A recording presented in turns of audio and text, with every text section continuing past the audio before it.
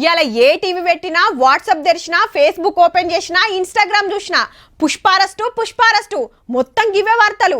ఆ దినం టాకీస్లా ఏమైంది కాంచి షురూ చేస్తే ఇవాళ శుభం కారెట్ పడేదాకా మీడియా, సోషల్ మీడియా మొత్తం అల్లు అర్జున్ మీదనే నడిచింది. అంత తోపు యాక్టర్ అరెస్ట్ అంటే గాయంతుంటది కదా. అటు సెలబ్రిటీలు, ఇటు లీడర్లు కూడా. అల్లు అర్జున్ అరెస్ట్ అయిందని తెలియంగానే సినిమాలంతా లైన్ కట్టిరు బన్నీ బాబు ఇంటికి. షూటింగ్ నడిమిట్లకెళ్ళి చిరంజీవి సారు, ఆంధ్రాకెళ్ళి చిన్న సీఎం పవన్ సారు, నడిమిట్ల నాగబాబు సారు, మెగా ఫ్యామిలీ అంత వచ్చింది ఇంటోళ్ళ నోదారుస్తానికి. హీరోలు, డైరెక్టర్లు, ప్రొడ్యూసర్లు చాలా మందే వచ్చిండ్రు. పుష్పాను చిక్కడపల్లి పిఎస్ కు తీసుకుపోయిండ్రని తెలిస్తే ఆడికి నాంపల్లి కోర్టుకు, హైకోర్టుకు కూడా వచ్చిరు కొందరు. అయితే సినిమా కంపెనీ వాళ్ళు ఏం మాట్లాడతలేరు గానీ సోషల్ మీడియాలో బగ్గనే రాస్తున్నారు అరెస్ట్ కరెక్ట్ కాదని. ఇక ప్రతిపక్షాలు అయితే గయ్యున లేచినాయి గవర్నమెంట్ మీదకి.